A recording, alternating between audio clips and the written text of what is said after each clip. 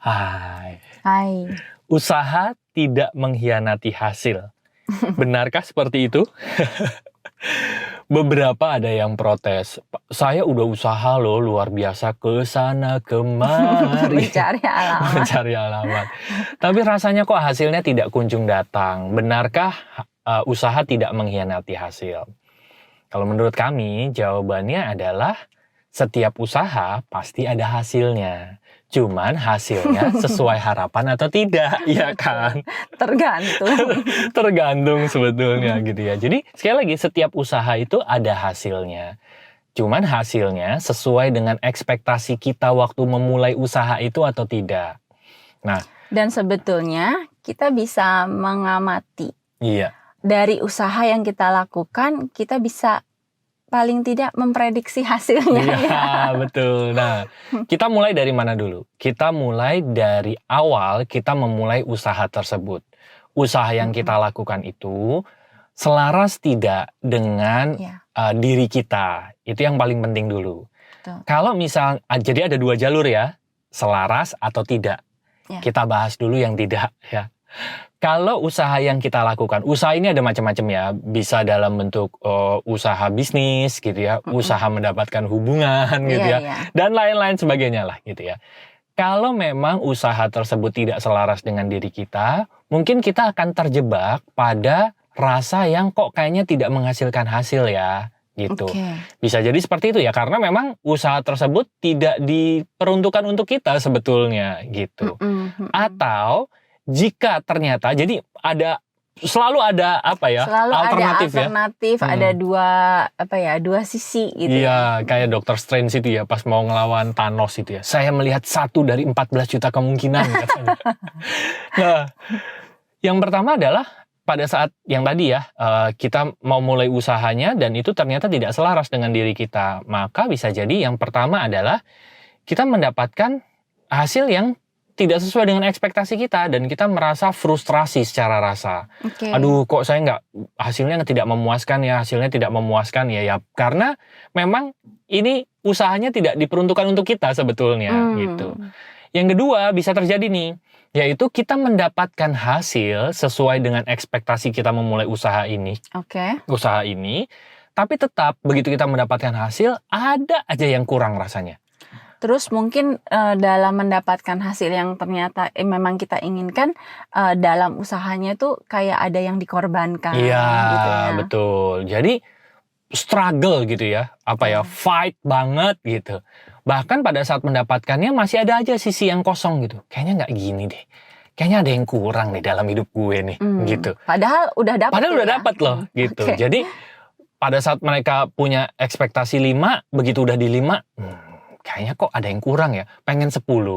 Begitu 10, pengen 20 gitu. Karena memang usaha yang dimulai itu bukan sesuatu yang selaras dengan dirinya gitu. Nah, sekarang yang kedua, bagaimana jika usaha tersebut memang selaras dengan apa yang perlu kita lakukan di kehidupan ini gitu ya.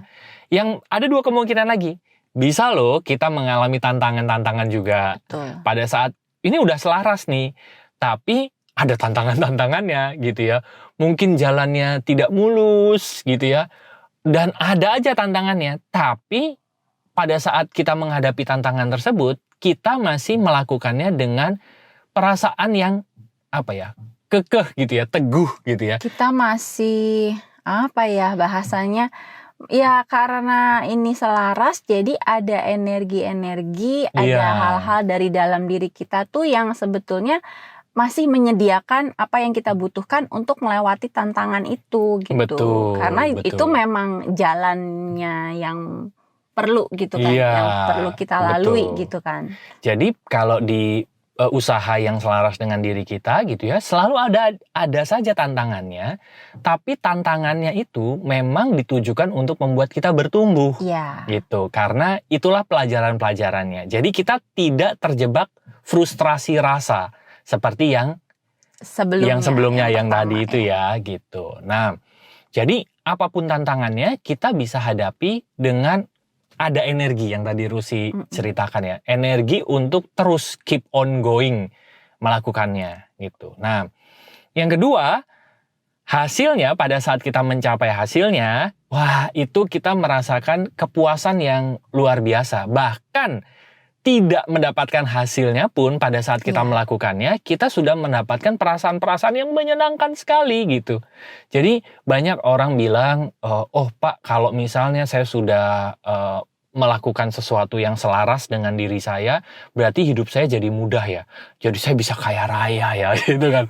Kayaknya semua bisa happy terus. bisa gitu happy terus ya gitu ya. Sebetulnya pada saat kita melakukan usaha yang sudah sesuai dengan diri kita, melakukannya saja itu sudah membuat kita bersukacita gitu. Bersukacita itu tidak sama dengan happy terus ya maksudnya. Ada tantangannya, tapi melakukan tantangannya aja kita tetap keep on going melakukannya. Karena kita memang ditujukan untuk itu pada saat hadir di dunia ini gitu. Nah, berbeda dengan yang tadi, ada tantangan, muncul frustrasi rasa. Tapi kalau usahanya sesuai selaras dengan selaras dengan diri kita, ada tantangannya, kita malah jadi terus berjalan, keep on going, belajar sesuatu dari sana. Jadi gampangannya sebetulnya kalau yang tadi kan tantangan itu bisa berdampak dua macam ya. Tantangan yang bisa membuahkan krisis. Ya, itu dia. Dan tantangan yang justru bisa membuahkan kesempatan untuk bertumbuh gitu kan. Nah, sebetulnya ketika kita menjalani yang krisis tadi itu sebetulnya karena dari awalnya memang mungkin tidak selaras, sehingga kita tuh sedang menjalani pertarungan yang bahkan kita nggak punya senjatanya gitu. Iya, betul. Karena pertarungan itu aslinya bukan buat kita gitu kan. Sehingga akhirnya menenggelamkan atau menyemplungkan diri kita ke dalam krisis gitu kan.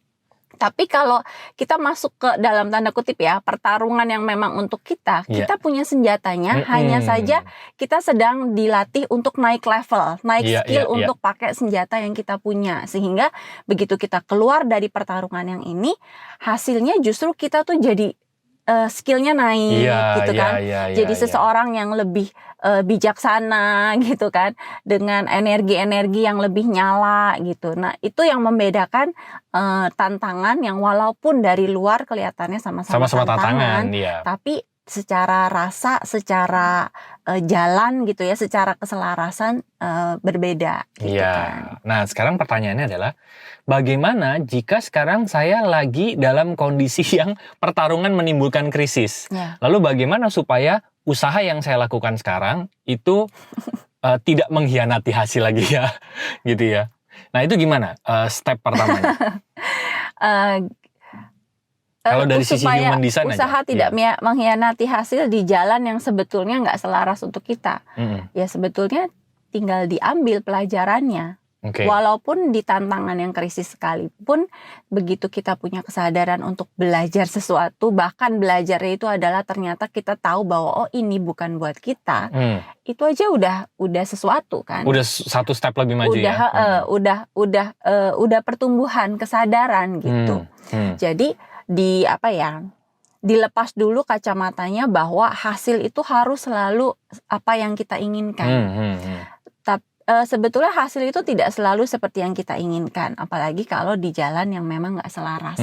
Tapi sebetulnya kalau kita bicara apapun yang kita butuhkan, itu kita pasti dapatkan. Termasuk pengetahuan bahwa itu bukan untuk kita. Itu sebetulnya pengetahuan yang kita butuhkan kan. Akhirnya supaya, sadar, wah saya salah jalan nih gitu kan. Betul, supaya apa? Supaya akhirnya bisa memutuskan untuk putar balik kah, untuk berhenti kah. Jadi berhenti sendiri itu tidak selalu jelek ya. Kan ada yang bilang mengambil mentah-mentah quote apa tuh? Selesaikan apa yang Anda mulai. Iya, a winner never quit gitu ya. Winner never quit, quitters never win. Gitu. Jadi ada hal-hal yang seringkali diambilnya tuh satu sisi aja gitu. Padahal dalam hidup kadang-kadang berhenti itu justru seringkali yang menyelamatkan. Gitu kan. Jadi untuk yang memang sedang berada di dalam pertarungan yang tidak sesuai. Pertarungan yang menimbulkan krisis tadi itu ya. Daripada kalau mau dilanjutkan ya monggo silahkan. Tapi silahkan diamati juga rasanya apa. Kalau dilanjutkan tapi rasanya kacau balau dan makin krisis terus. Untuk apa gitu kan? pertumbuhan dirinya ada nggak gitu, sepadan nggak dengan krisis dengan yang kemerungsung dihadapi. rasa yang dirasakan itu ya. Iya betul. Nah, Jadi kalau memang sudah dirasa dan sudah diamati itu adalah yang tidak sesuai, berhenti itu bisa jadi jalan bijaksana gitu kan. Oke, nah sekarang pada saat orang udah sadar nih, wah saya salah jalan ternyata. Ternyata usaha yang saya lakukan itu tidak selaras dengan diri saya dan merasa mengalami frustasi rasa lah gitu. Ini Kalau dari sisi setelah diamati ya, iya, gitu wah ya. salah jalan gue gitu. Nah, kalau dari sisi human design secara singkat gitu ya, apa yang bisa dibantu untuk orang-orang yang sudah mulai menyadari bahwa mereka salah jalan? Oke, berarti kalau sudah mulai menyadari salah jalan, itu aja sudah step pertama yang bagus gitu kan. Sudah mulai ada kesadaran bahwa oh ini bukan. Berarti sebetulnya tinggal putar balik kan. Tinggal seberapa jauhnya gitu ya putar baliknya itu masing-masing gitu kan. Tapi dalam kita putar balik itu ada kesadaran yang bukan gagal nih gitu kan. Tapi oke, saya paham gitu, sehingga sekarang saya sedang menuju sesuatu yang benar. Sehingga ketika putar balik, ketika berhenti itu bukan kegagalan tapi kesadaran gitu. Hasil dari kesadaran gitu kan.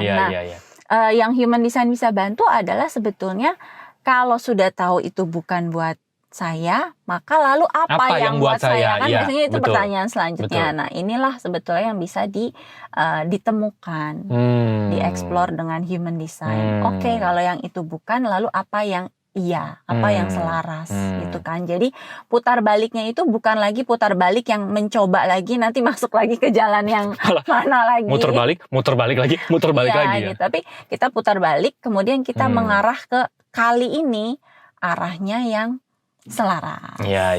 Kali Mungkin dari arahnya yang sesuai. Dari basic ya nanti di human design kita bisa mulai kenal inner authority kita, signature not self, terus kita tahu incarnation cross gitu kemudian ya. Potensi-potensi kita, kemudian ya profile type, semua informasi yang ada di human design pada dasarnya memberi petunjuk sih untuk kasih tahu kita jalan mana sih yang tepat dan yang selaras dengan rancangan kita itu. Iya, oke. Menarik ya. Nah, untuk teman-teman yang mungkin sekarang lagi sadar nih gitu ya. Wah, iya nih kayaknya gue salah jalan nih gitu ya. Nah, dan teman-teman mau tahu human design-nya seperti apa, silahkan klik aja link di description. Nanti di situ ada nomor WA, terus nanti ada download ebook juga di situ dan mungkin bisa ikut Zoom bareng Lompatan Hidup. Itu setiap hari Kamis jam 7:30 malam. Kita kumpul bareng-bareng teman seperjalanan di sana.